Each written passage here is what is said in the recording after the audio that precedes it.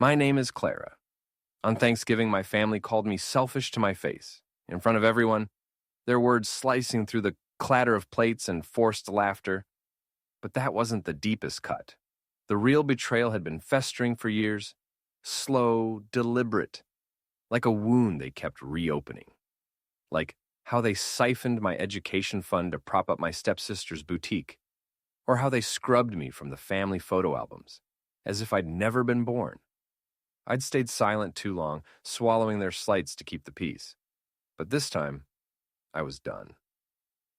I arrived 42 minutes late on purpose. I thought if I slipped in after the wine had loosened tongues and the mashed potatoes had dulled grudges, I could fade into the background. I was wrong. The moment I stepped into my father's house, once my home, now unrecognizable with its sleek remodel, everything froze. A half-second of hesitation, eyes darting, smiles that didn't reach them. My stepfather, Roland, approached with a grin too wide, arms outstretched. "There she is," he boomed, all charm. "We were just wondering where you were." Liar. I let him hug me, his cologne sharp and suffocating. I caught sight of Elise across the room, my stepsister, holding court with cousins and a neighbor, her wine glass raised like a scepter. She gave me a nod, distant, like I was a stranger she'd met once at a party. By the kitchen, my sister Nora laughed too brightly, blending in effortlessly. I didn't. The dining room was a staged masterpiece, linen napkins folded into swans, name cards in calligraphy, a dessert table that screamed hired caterer. It wasn't a family gathering, it was a performance.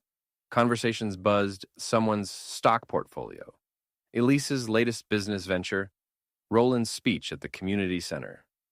No one asked about me, not that I expected them to. Then came the toast. My mother, Diane, stood, tapping her glass. "And before we eat," she said, voice syrupy, "I want to thank you all for being here. This year tested us, but we're stronger, closer, a true family." My stomach twisted. She scanned the table. To those who show up, who build, who stay unlike the selfish ones. Laughter rippled. My face burned. I didn't need to look up to know who she meant. No one corrected her. They sipped their wine.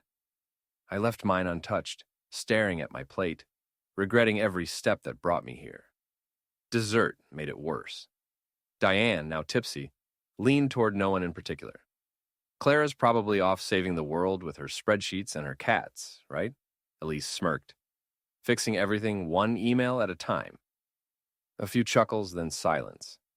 The room moved on, like always. I sipped water, hands steady, heart not. The house itself mocked me. No photos of me on the walls. Only Elise's milestones, her graduation, her ribbon cutting, her magazine feature. My existence was an inconvenience they'd polished away. I knew better than to speak. When I had before, it ended the same. Roland's weary sigh, Diane's pitying look, Elise's eye roll, Nora's silence. I was the problem, the one who couldn't let go. But something shifted that night. Not anger, not sadness, but clarity. I didn't belong here. And maybe that was freedom. I raised my glass, not to them, but to myself, promising never again. They didn't notice, or they didn't care. Either way, I was done begging for a seat at their table. Roland stood for another toast.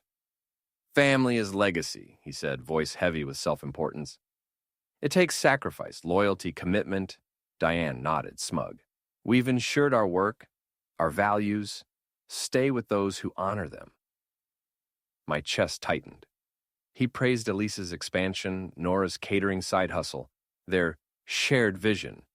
Not a word about my nonprofit built from nothing. "Those who turn their backs," he added, "can't expect to share in what we've built." Elise's lips curled. Nora stared at her plate. No one spoke up.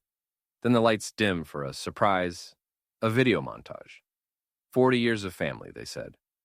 Photos faded in. Roland at a gala, Diane with Nora as a baby, Elise at prom. Not one of me. A decade erased. In one shot, a blurry figure in the background me, unnamed, irrelevant. A cousin's kid whispered, "Who's that?" My hands clenched. This wasn't forgetfulness. It was surgical. The lights returned, applause filled the room, and I sat invisible, surrounded by their laughter. I excused myself to the bathroom. In the mirror, I saw it. Not pain, but truth. They didn't see me because they didn't want to. Admitting I existed meant facing what they'd done. I returned, picked up my fork, and stared at untouched pie. I was done pretending I belonged. In the guest room now, a sterile study, I sat on a stiff couch, memories flooding back.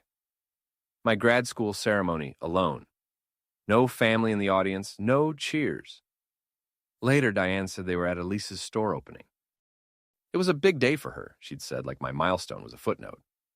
Then the bank email years ago, my education fund, set up by my late father, gone. Roland's signature on the transfer. His excuse? Elise needed it for her business. You're resourceful, Clara. Diane's shrug. What's done is done. I took loans, worked nights, kept the records, not for revenge, but to prove I wasn't imagining it. I'd let it go, told myself it was a tough call. Now I saw the pattern. They didn't just take money, they took my place. I opened my phone, found my encrypted folder, bank logs, signatures, Elise's boutique launch announcement dated days after my fund vanished. I texted Aunt Vera, the only one who'd ever treated me like family. Can we meet tomorrow? I hit send, my hands steady. The next morning, Nora called. Hey, she said, too casual. You okay after dinner? I laughed, cold. Dinner? That's what you're calling it? Silence. I knew it was bad, she admitted. But what could I do? I wanted peace. You wanted comfort, I said. Not the same thing. She whispered, I'm sorry. I hung up. Sorry didn't undo her silence. Vera opened her door before I knocked. Her house was a time capsule photos of me as a kid. My father's old watch, his letters. I kept it all, she said, handing me a folder. Bank transfers, notarized documents. My father's will stating the fund was mine alone. A handwritten note from Vera, detailing Roland's excuses. Why didn't you tell me? I asked. You weren't ready, she said. Now you are. The truth settled like a stone. They hadn't forgotten me. They'd erased me. Back home, I spread the documents out, built a timeline. Not for revenge, but for clarity. I wasn't fighting for their approval anymore. I was reclaiming my story. A courier envelope arrived days later. A letter from Diane's lawyer, polite venom. In the interest of family harmony, Ms. Clara Hensley is requested to withdraw from the estate plan. I signed it, adding, I don't want anything from people who never wanted me. I mailed it, no hesitation. That night, I thought of my father's death. Diane's text came too late. He had a heart attack. We're at Mercy General. By the time I got there, he was gone. A nurse said he'd asked for me. Diane's excuse? We didn't think it was serious. Roland never mentioned it again. That was the moment I knew forgiveness had limits. I met my lawyer in her office, documents in hand. This isn't a lawsuit, she said. It's a reckoning. I nodded. Make it clear. That afternoon, I sent one email to every relative, every lawyer, every enabler. Subject, the truth. Attached, bank records, the will, Elise's boutique timeline, the video guest list. No explanation. I hit send and walked away. My phone buzzed within minutes. Cousins, uncles, apologies, excuses. Is this true? Why didn't you say something? I ignored them. Roland stayed silent. Diane emailed, this is private. Retract it. Elise went dark. I didn't respond. My lawyer drafted a complaint not for money, but for sunlight. The rot had to be exposed. Whispers started. A former colleague called, Elise is telling people you're unstable, making it up. I laughed. Let her try. Vera sent another file. Proof Elise accessed my work laptop years ago, stealing a proposal that landed her first big client. She'd used my trust to sabotage me. I didn't call my lawyer. I called a reporter. By morning, the headline hit, Local entrepreneur accused of fraud, family cover-up. Elise's boutique lost clients. Her socials went private. Roland's name was pulled from a charity board. Diane canceled her annual gala. Nora texted, I didn't know it'd go this far.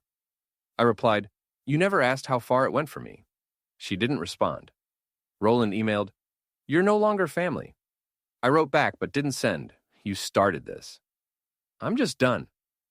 2 weeks later, I hosted dinner. Vera brought pie, my intern brought her partner, a friend brought stories. No pretense, just people.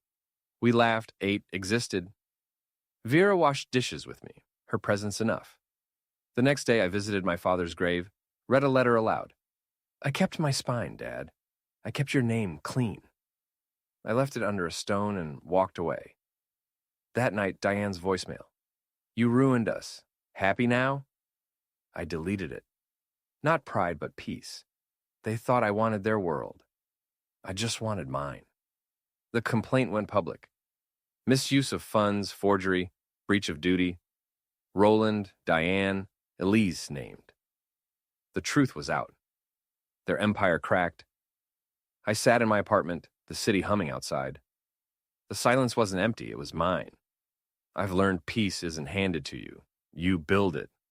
Family isn't blood, it's respect, truth, safety. Healing isn't always reconciliation. Sometimes it's just letting go. If you're carrying their weight, set it down. You're allowed to protect your peace. You're allowed to rewrite your story. No permission needed. Have you ever had to walk away from family to find yourself? Does silence keep peace or just hide harm? Drop a 1 in the comments if this hit home, or tell me where you're at. If it didn't connect, let me know why. I read it all. Subscribe for more stories that cut through the noise and remind us we're not alone. Until next time, choose you.